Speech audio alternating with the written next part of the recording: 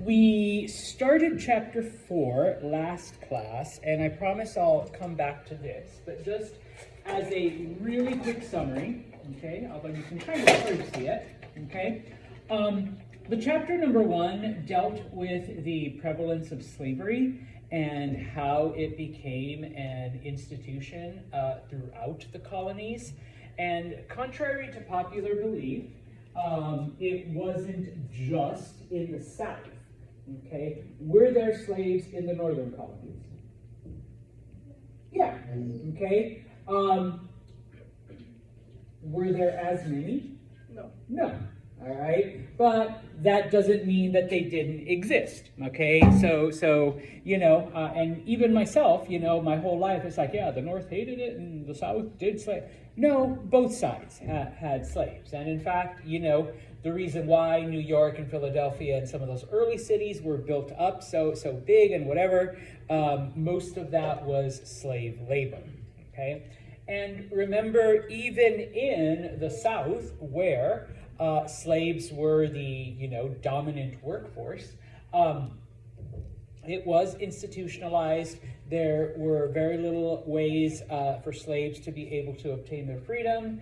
And even in those areas, you know, there were different lifestyles, there were different ways that slaves were handled, okay? Now, despite all of this, and despite the fact that, you know, Britain was a part of the slave trade, remember that not only the British, but the colonials saw themselves as free, saw themselves as like champions of freedom. But who were the only people that this freedom applied to? Yes. Sorry, ladies. Sorry, anyone that's, you know, dark, all right, or those of you that rent. Only white men with property, okay? They were the free ones. Okay, everybody else, you know, whatever, okay? We finished off talking about two principles, okay, republicanism and liberalism, and try not to think of it in the way that people see it today. Republicanism dealt with the whole concept of a republic, not the Republican Party, in that you choose, or representatives are appointed, and it's those representatives that make the decisions for you as a population, okay? If our representative doesn't do what we like, then next election we vote for someone else, okay? But basically it was that principle that those representatives are the ones making the decisions, okay? Liberalism dealt with principles of equality and rights, and in this case, the philosopher John Locke, how everyone has the right to life, liberty, property, and those are rights that you deserve, not because you're British, not because you're, you know, whatever, but simply because you're human. And if your government does not protect those rights, what's the fourth right that you have? Rebellion. Yes, the right of rebellion. Okay? You get to pick a new government. All right? So, that's where we left off on Tuesday. Okay? Let me bring this back up. Okay? And so, bless you. Sorry. Okay? No, don't apologize. Okay? Now, obviously, the right to vote, okay, one of the qualifiers, at least during this time, was you had to be a property owner, okay? And even in the United States, the ownership of property, you know, up until around the 1850s, was a you know, a requirement for you to be able to vote. Now, in the colonies, though, all right, yes, you still had the property requirement, but in some areas like Pennsylvania, you could vote with a smaller amount of property, okay? And so because of that, all right, more people had the right to vote, number one. Number two, remember, Part of the reason why people left England was because, you know, there was no more opportunity, there was no more land, okay? And so you come to America and, okay, if you're willing to go out into the middle of nowhere and, you know, deal with like bears and other animals, or deal with natives and maybe getting attacked and whatever, then yeah, you can establish your own farm, you can establish your own living, but now you have property, okay? And so you've basically just carved out your own right to vote, right? And so, you know, it was a lot easier, let's say, okay? You don't have property? Well, then go out and fight a couple bears and risk native tribes, and now you do, all right? Type of thing, all right? Now, when it came to politics during this time, and I briefly mentioned it, okay? What was the king's role again? Yes, smile and wave. I mean, that's what it is today. And back then, it still was, although, you know, people listened to the king a little more. People, you know, took his opinion a bit more, you know, and the king was responsible for choosing, you know, a prime minister, and it carried more weight back then. And just as a brief thing here, okay, remember that in England, or in Britain, you have a king. You have can't speak English today, a legislative body called Parliament. And Parliament is made up of two parts: the House of Lords and the House of Commons. Now, once again, the king doesn't have a whole lot of power, all right? A little bit, but not a whole lot. Today, you know, he can smile, he can wave, he can meet with President Trump, that's about it, okay? Back then, Parliament, the House of Lords, is an inherited title. If your father was the Count of whatever, and he represented your area in Parliament, then oldest son becomes the next count, and you inherit that title and that property and that responsibility. The House of Commons was voted on, okay? It was, you know, you were elected a representative. And so, like the slide, okay, there was more power with the appointed ones, with the House of Lords, than the House of Commons, okay? So even though you were a part of the government, okay, more weight was given to the vote of the nobility, okay? So the Lord, Earl, 5th Viscount of whatever, that's you, Joan, you know, the lady, Countess, something, something, you know, as opposed to just, you know, Maya and Lucia who won the election, okay? Now, fast forward to 2025, it's like the total opposite, all right? The elected people have all the power. The appointed nobility, I mean, they get to dress up and they put on those cool wigs and the big gowns and they sit there, but they don't carry that much weight anymore. They kind of become like the king, all right? I mean, they still get to vote on things, but, you know, nothing important anymore. But back in the 1700s, those were the offices that were the important ones, okay? Now, in order to, and the reason why, okay, is because back then, both in the colonies and in Britain, okay, you had to have property to be able to have an office, okay? And the requirement for being elected was higher than for voting, okay? So if you owned 50 acres, you could vote, okay? That's fine, all right? But if you wanted to run for office, you had to own maybe 200 acres, okay? And so if a person's like, well, I have 100, I could definitely vote, why can't I run for office? And it's like, well, because you can't, you need to buy more property, okay? And people were like, well, how's that fair, okay?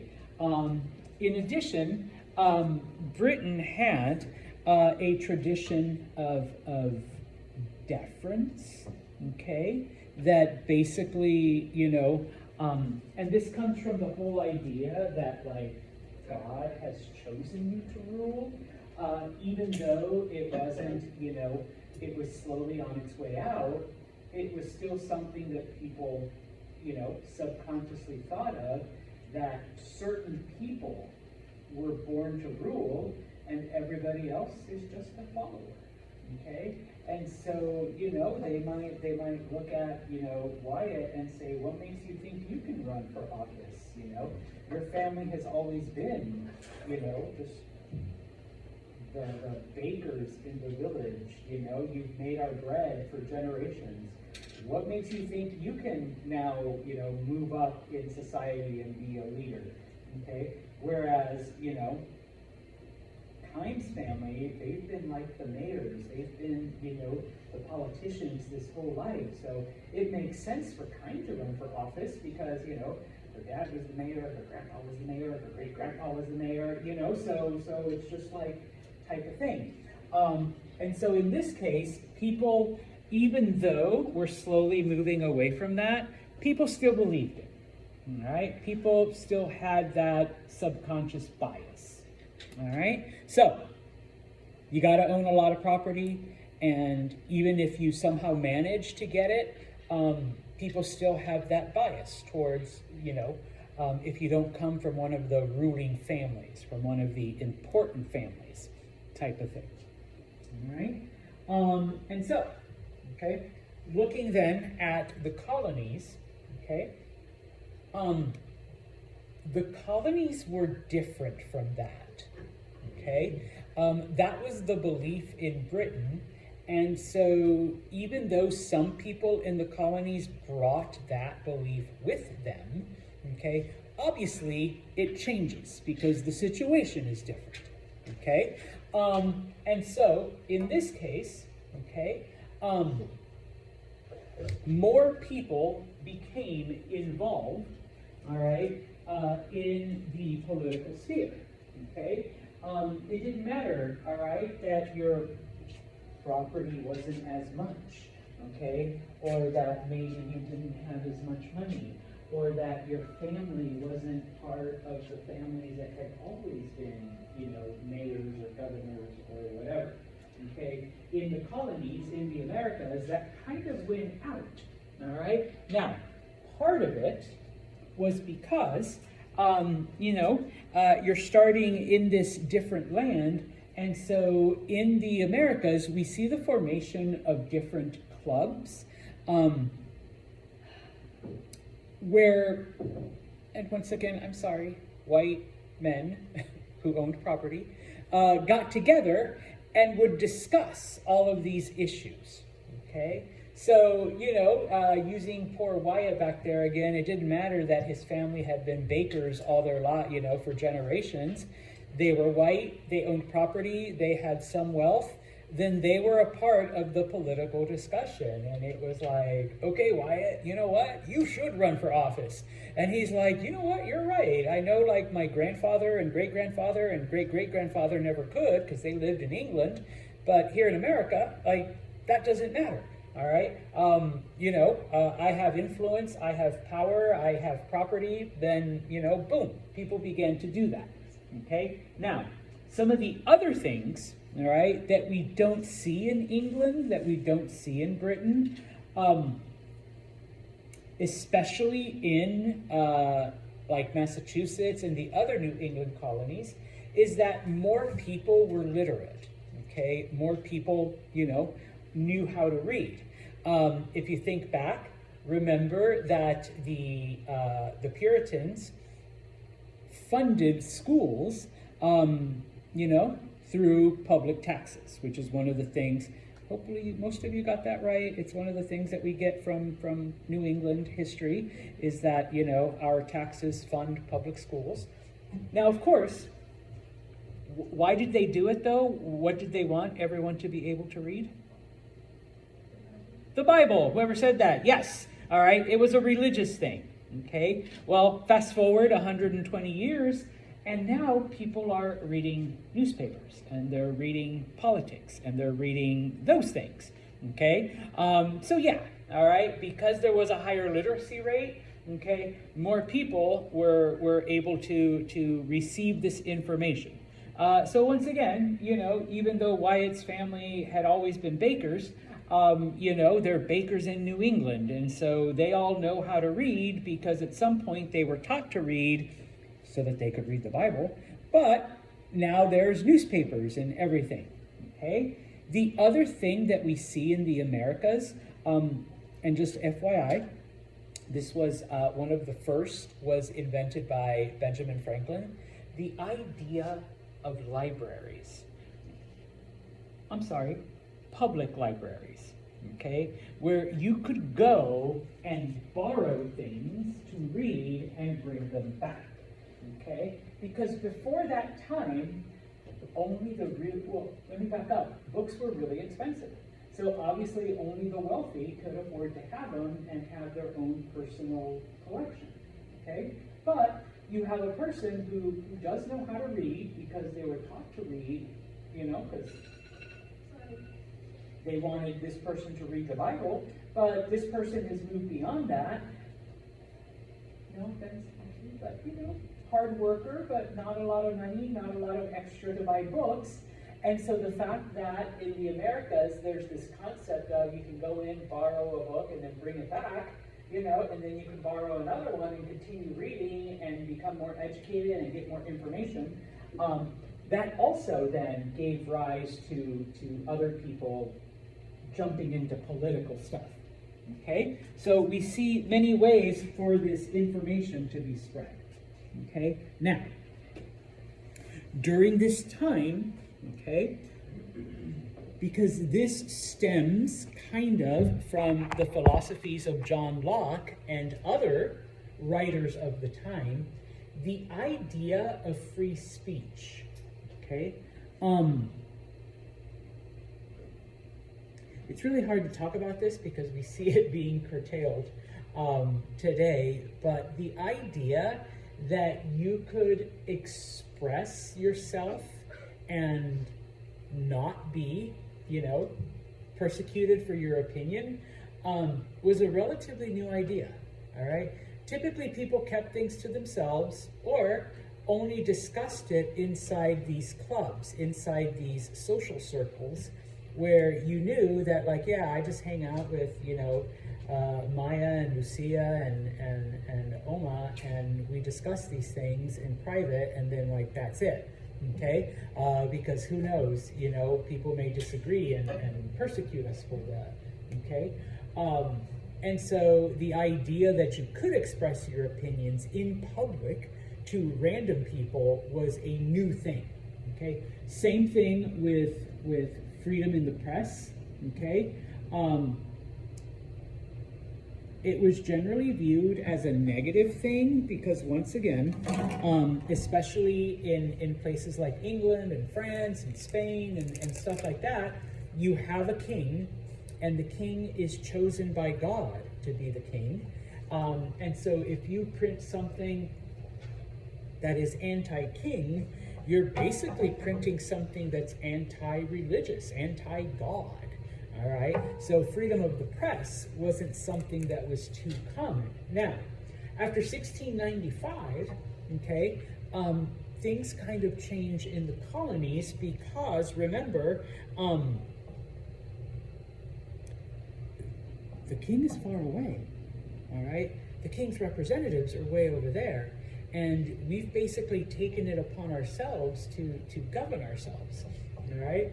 And so in this case, newspapers in the colonies start printing certain things, and it's like, oh, I guess the people in England haven't found out what we printed. I guess we can print some more stuff then. All right, and then I guess we can print some more stuff. Okay, and eventually, by the time that the people in England find out that, like, hey, we have this newspaper in New York that's kind of printing some negative things about the government and about the king and about whatever, let's go stop them. Well, by this point in time, colonial newspapers had been doing it for a while, and so freedom of the press becomes something important. Freedom of the press becomes something important in the colonial era. Okay? Now, once again, this becomes, crucial in about, 100 years or so, okay, when the revolution comes. All right? Now, one of the biggest things, okay, that establishes this precedent of freedom of the press, okay, and once again, it's kind of hard to go through it right now because things are kind of changing with the current administration, but in New York in 1735, okay, the a New York newspaper published by a man named John Zanger printed some negative things about the governor of New York. Okay, the governor didn't like it, and so he was arrested. Okay, the Zanger, the publisher of this newspaper, and he was basically taken to court. He was basically taken to trial for libel. All right, for I don't like what you wrote, so I'm going to sue you. Okay, well, Zanger was found not guilty because, and this is monumental, in that you are allowed to publish things even if someone doesn't like it, as long as it's true. Okay, which is why Taylor Swift had an alien baby type of thing. And good old Taylor could sue me because, she never had sex with an alien or had an alien baby, okay? I can't prove that. But as long as what you print, okay, is true, at least in colonial times, okay, this was the basis of freedom of the press. And it was the standard that existed for the longest time, okay? I am going to get a little bit preachy right now. We see that freedom right now being curtailed, where, even if it is factual, there are people, if we don't like what you're saying, so we're going to make sure that, you suffer for it, and we do this to you, and, we deport you, or we arrest you, or we silence you somehow, okay? So right now, we're going through some kind of interesting times, but the concept started 300 years ago, okay? I can't do math, 290 years ago with the idea that if what you write is true and you can back it up, then it doesn't matter if the other person doesn't like it, or if it hurts their feelings, or if it offends them. Okay? Once again, we're seeing that kind of under attack right now. All right? Now, we unfortunately don't have a lot of time to talk about the Enlightenment. If you took History 102 already, you should have discussed this period of time where people have slowly started to move away the explanation of that's what God wants for everything, okay? Why do we follow King Charles? Because that's what God wants. God chose King Charles, okay? Why is it sunny today? Because God's happy, and so now we have sunshine. Okay, why is this happening? Well, because that's what God had planned. Okay, little by little, okay, during the Enlightenment, we see the application of scientific theory and scientific explanations. Okay, it's not sunny because that's what God wants. it's sunny because the Earth spins around the sun, and currently, the part where we live in is facing the sun. Okay, it is sunny because we are under a high pressure system that is keeping unstable weather away, although the jet stream is bringing cold air down from the north, which is about time because it is mid-October almost. So, you should be wearing a hoodie type of thing, okay? And so we begin to see this happening not just in science, but in government, okay? And that's where John Locke comes up. He basically was just like, God didn't choose the king. We're the ones that allow these people to rule over us. And guess what? Life, liberty, property. And if they don't protect those rights, then we can get rid of them and put in a government. The whole idea, consent of the governed, that we choose, okay? When it came to religion, all right, during this time, we once again start seeing people not abandon religion, but take a more practical view of it, all right, and humanity's role. If you're good, you go to heaven. If you're bad, you go to hell, all right? Well, no, things are more complex than that. And when it came to the colonies, most of the founding fathers were what we call deists. And so this is something else right now. If somebody tells you that the United States was founded as a Christian nation, that's bullshit. They're lying, because it wasn't, okay? If someone tells you that the founding fathers were atheists, that's also bullshit, because they weren't, okay? They actually did believe in a higher power, all right? They were deists, okay? And whenever I express or I explain deism to people, sometimes they're like, huh, I like that. I think that might be me, okay? What is deism? Well, deism does believe that there is a God, singular God, out there, and that God did create the universe and the earth and everything else in it and humanity, and that God set up all of these natural laws, okay? And then once all of that was ready, that God put everything into motion, and now God just sits back and watches things happen and doesn't interfere with anything, okay? The best comparison that someone ever gave me for deism is if you've ever done dominoes where you set them up to go through like different tricks and up the stairs and down a little hole and the whole thing, and you spend all this time setting everything up. And that's basically what God did when he creates the universe and all of the rules and laws of physics and whatnot. And then God just knocks over the first domino, and then that, and he's basically just watching it now unfold, okay? The same way you would if you set up, a whole domino thing.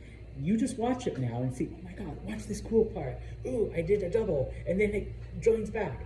And that's all God is doing, okay? So that, okay, and here's the part that I always tell people. You want to eliminate homelessness? Well, you can't just sit there and say, oh dear God, please eliminate homelessness, help all the homeless people, and blah, blah, blah, amen. Because God, no offense, ain't gonna do shit, okay? You want to eliminate homelessness? Then go out there and take food to people. Go out there and help people. Go out there and, donate, housing, okay? Type of thing. So it's your effort that will do it. God is just watching. That's it, okay?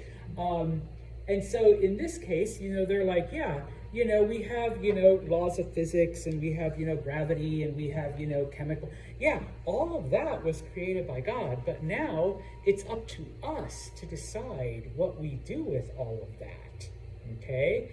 Do we, harness nuclear energy for unlimited resources, or are we gonna make a huge bomb that goes boom and kills everyone, okay?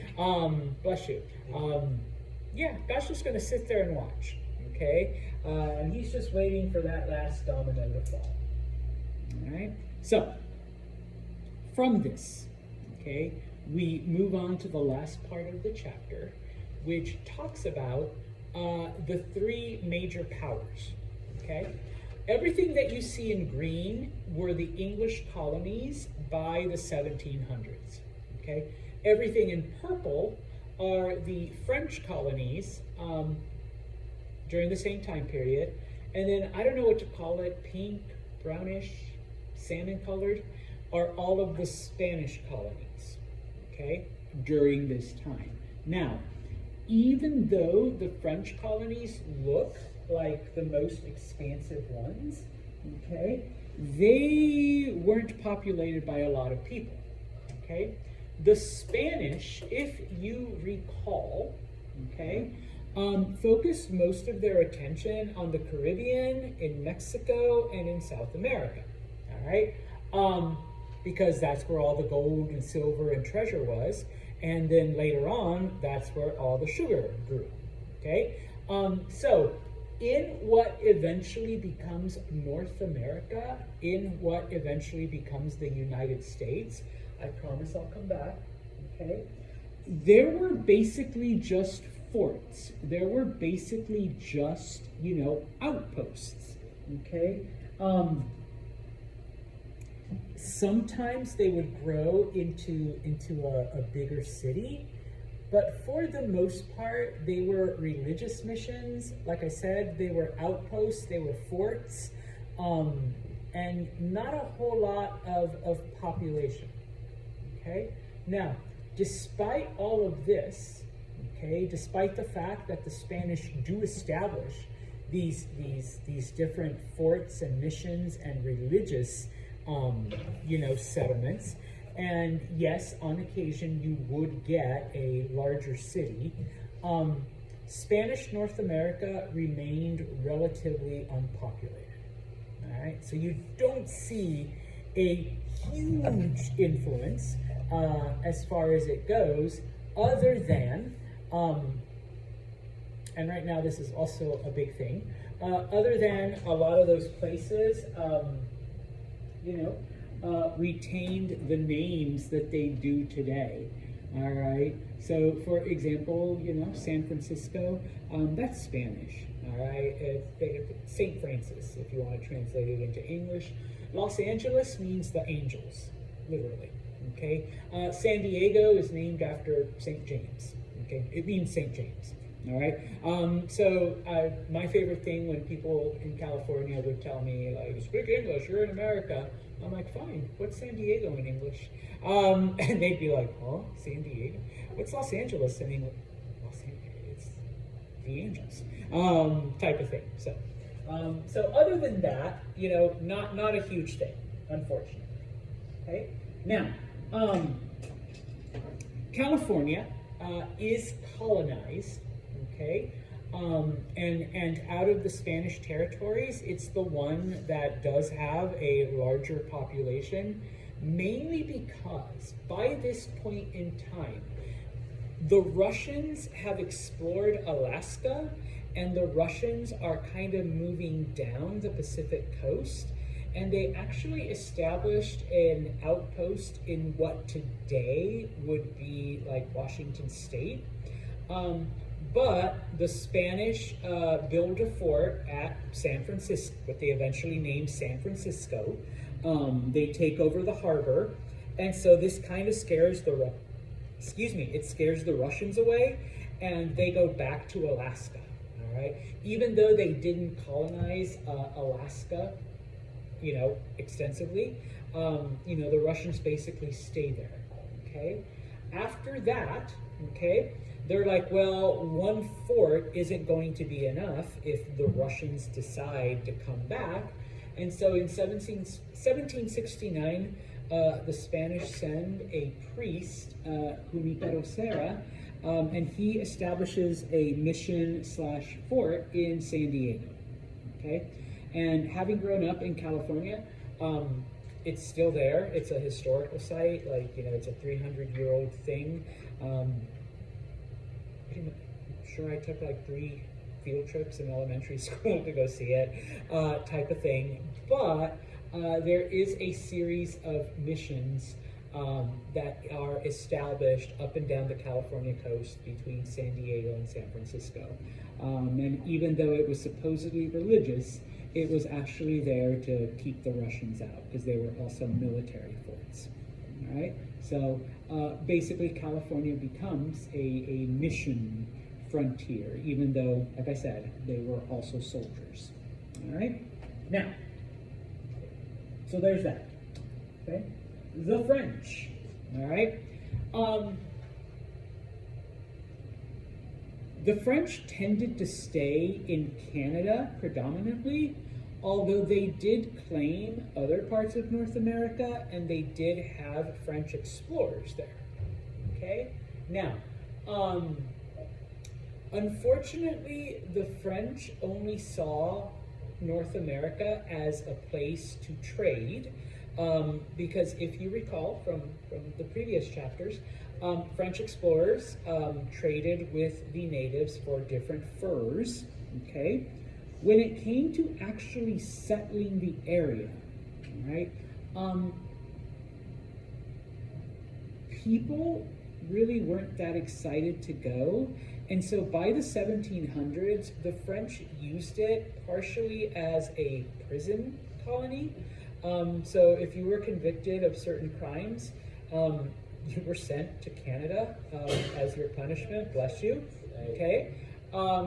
Or if you were part of the society that, you know, people didn't like, unfortunately we can't talk about a lot of the French religious wars, but bless you again. But during this time, France was predominantly Catholic, and so any Protestant groups, which were known as Huguenots, were exiled to Canada.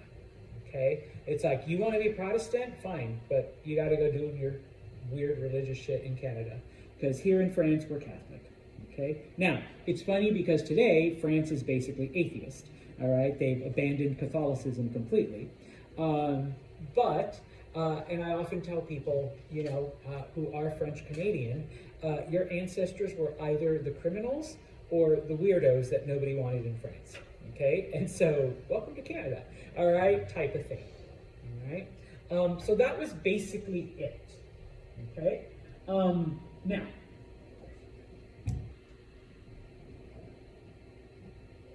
As more and more French were being sent to Canada, okay, obviously they were losing land to these new settlers.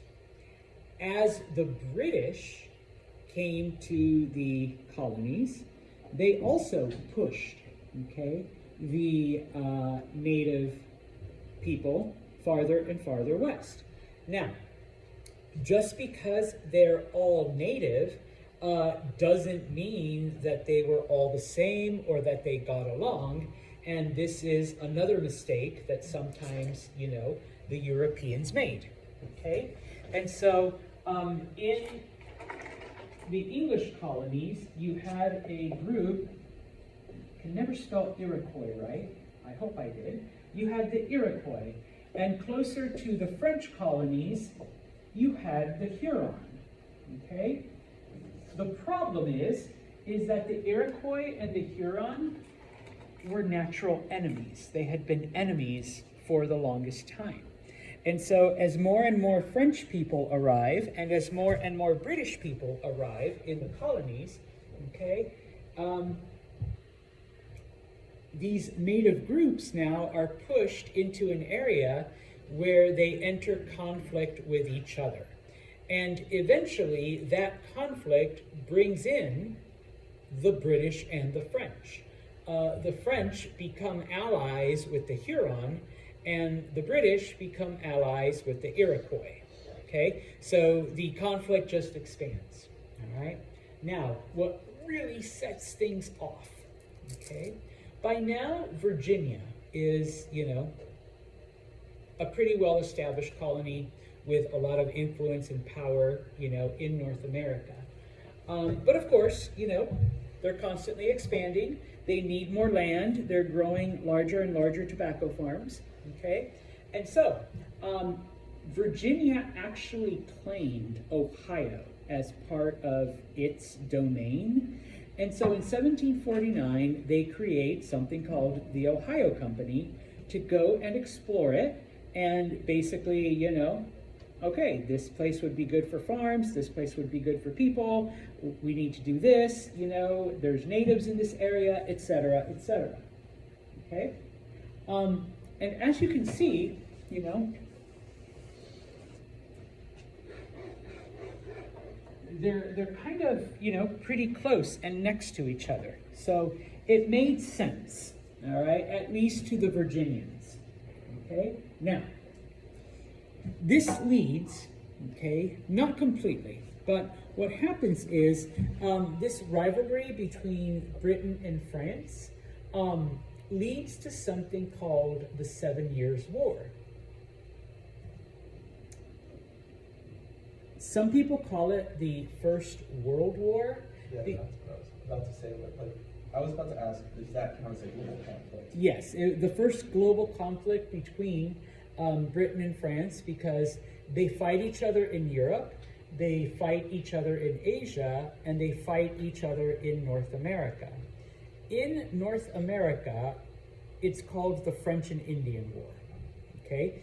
But the French and Indian War is a part of a larger global conflict between Britain and France, okay? Now, what happened? Well, a young man named George Washington, he's in his 20s, he's a surveyor. He's someone who literally goes out and measures land, okay? Actually, the other day, we do have a surveying class here, you know, the yellow tripods, and they're out there measuring things. The technology hasn't changed that much in over 200-300 years. That's still basically what they did back then to measure land and distances and all of that. He goes to Ohio, okay, and he's basically chased out. He encounters, you know, the French that are there also claiming it, okay? And so later on, because he is also a colonel in the Virginia militia, in the Virginia Army, the Virginians are like, well, we claimed Ohio, so George, take the army and get rid of them.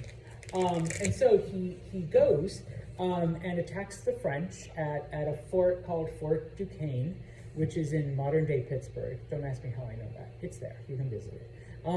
But he's defeated. The French and the Huron literally kick his ass, okay? And he goes back to Virginia defeated, okay? By this point in time, this conflict around the world has grown, okay? And so the British realized that they need to, you know, send British troops to North America. And so an English general named Edward Braddock, okay, he arrives with a British army. George Washington and the Virginians join him. And so Washington is his second in command. They are also defeated by the French, okay? So the French are kicking ass in North America, all right? Now, this is one of the most famous paintings of the French and Indian War. The dude in the red jacket that's being held up, that's General Braddock, because he does get shot, and he does die in the first battle. The dude on the horse is a young George Washington, because he's able to rally the troops, and no, they don't win. He's able to rally the troops and get them to retreat. Basically, they run away. All right, but people are like, yeah, if Washington hadn't taken command, they would have stayed there and tried to fight the French. Okay, now, this war is going on all over the world, but, okay, we're only going to focus on the American conflict for now. All right, the French are winning until 1757, when we get a new prime minister. Okay, and his name is William Pitt.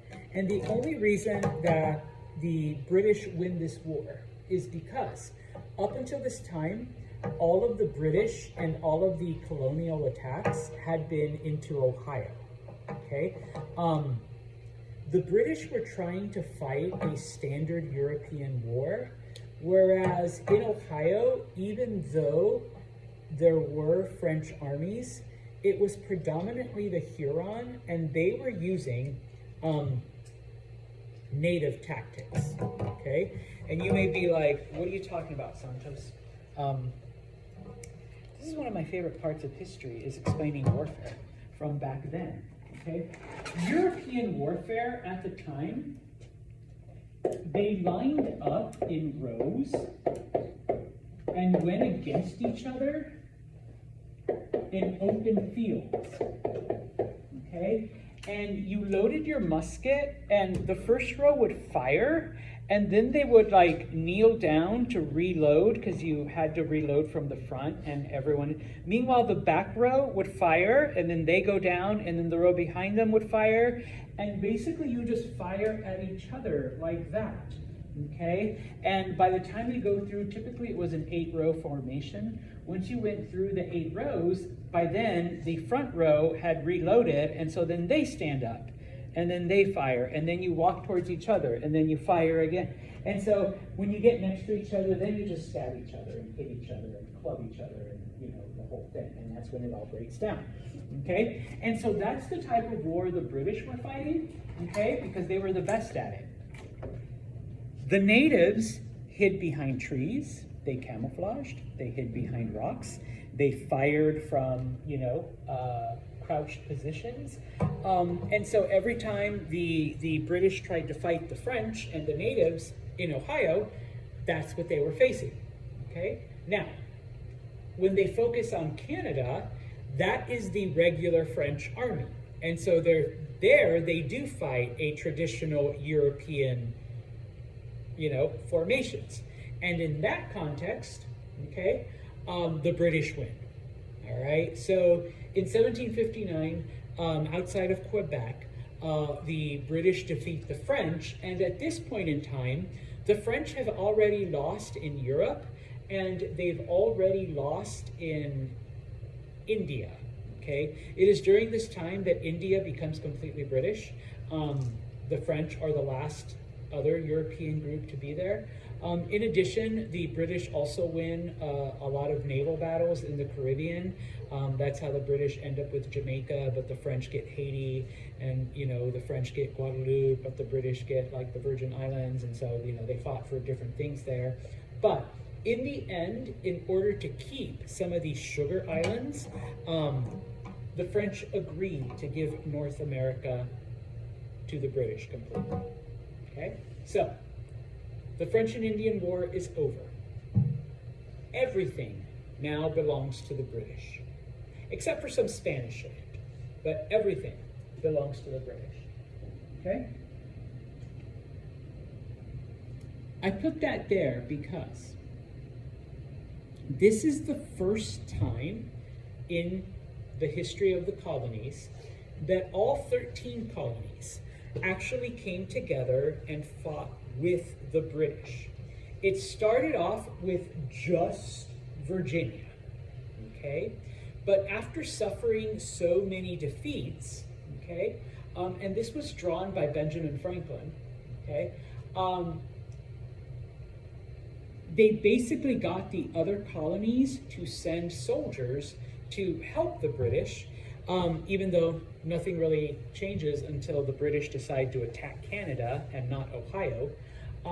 But this basically, like each part of the snake, you know, represents a colony. So NE, NY, NJ, MV, NC, SC, you know, that unless they unite, you know, the French are going to beat us and cut us into pieces like a snake.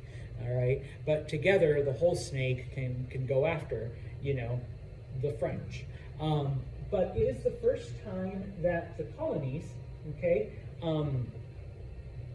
come together for a united purpose. And this is important, okay? Because, all right, number one, obviously there's no more French influence in North America. The war ends in 1763, so there's no more influence in North America, okay? But all wars cost money, okay? Don't let anyone ever convince you otherwise, okay? Wars cost money, all right? this was the first World War. So it's not just the people that were fighting in North America.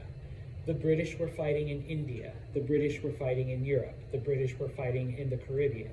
The British were fighting in other parts of Asia, okay? That cost a shitload of money, all right? What is the way that governments raise more money quickly when they need it? Taxes. Taxes, yes. And so that kind of leads directly into the revolution. You know, the whole thing, we don't want to be taxed, Yeah. okay? Well, it came from this, all right? From the fact that Britain had spent so much money fighting the French, okay? Now, the other thing that happens that pisses off the Americans, okay? Because if it was just taxes, the people kind of understood. All right, yeah, we did gain something from this, so I suppose we should pay our share, okay? Even though nobody likes paying taxes, I know I don't, all right? I understand why I pay them, okay? So, okay. But what ends up happening is that now that the French are gone, all of the French native allies, okay, are afraid that the British are going to wipe them out, okay? Even though the British guaranteed them, you know, no, you're okay, you know, we'll honor some of these treaties, we'll honor whatever. I mean, they were kind of lying. But, you know, they tried to reassure them. But there was one group led by a warrior named Pontiac. And it does take his name, where this native chief basically leads a rebellion against the British and against the colonials, okay? And it happens not long after, okay, you know, the end of the French and Indian War, the end of the 7 Years' War. There was another native chief named Neolin who basically said, I know as native tribes, we've had our differences, like, you know, the Huron and the Iroquois have always been at war with each other, but it is time for all natives to basically put those differences aside. And obviously I'm using terms from that time, from like 200-300 years ago. He wanted a pan-Indian unity where every native tribe, like, you know, joined together. And oftentimes, I used to have these discussions when I was a student. What if every Native American tribe had come together, like when they first saw white people? No offense, white people. All right, you know, when Europeans first arrived, like how would that have changed history? Okay, you know. So in this case, that was the hope. Okay. Unfortunately, it didn't happen, all right? Some of the native tribes, you know, weren't willing to set aside their differences. And so, you know, Pontiac's rebellion basically happened. Spoiler alert, the British and the colonials win, okay? Now, in order to avoid further conflict and to reassure the natives, no, we meant it. We're going to protect your area. We're going to, like, you know, we're going to keep our promise. They set up what was called the Proclamation of 1763. And I need to go back to the previous map. It's that red line. And they basically said, no European, no white person is going to cross that line. Okay? Everything to the west of that line belongs to the natives, okay? Any native tribe. Over there, you guys do what you gotta do, you know, Iroquois, fight the Huron, you know, settle where you wanna settle, establish what you want to establish, but all white people need to stay out, all Europeans need to leave, okay? Now, natives are like, okay, we can live with that, all right? Colonials are like, whoa, okay? The reason why we helped you fight was because Virginia had sent in people into Ohio. And the reason why the other colonial tribes, the other colonial soldiers fought was to protect themselves, and to expand their territory and to push the natives back so that, we don't have, natives, attacking us, okay? And so now that the French are gone, now that we've beaten the natives, not just in the actual war, but then in Pontiac's Rebellion, that land is free for the taking. We can go, everyone who wants land can have as much land as they want. And the British are like, no. Oh, and by the way, we're still going to raise your taxes and impose taxes to pay for all of this, even though you're not getting any of the land that you thought you were going to get. Okay? So yes, they get pissed off. All right? Number one, you're taxing us for something that we're not even going to get. Okay? So at that point, okay? That is the last one. I was going to say, I thought that was the last one. The thing is that it really pissed off the colonials because at this point, they actually saw themselves as British, okay? We fought with you. We fought side by side, okay? We spread Britain influence and British ideas we kicked the French's ass. And now you're telling us we can't benefit from that? You're telling us we can't do those things? Oh, and yeah, we're happy to pay taxes, but now you're telling us that we're not going to get anything in return, okay? And so that's where it starts, okay? Next chapter, we will begin with the revolution and some of the, because obviously there's more things that happen, but this is where it starts, okay? Wars cost money, we need you to pay. Oh, and you can't have all this land that you thought you were gonna get, okay? All right, we'll stop right there.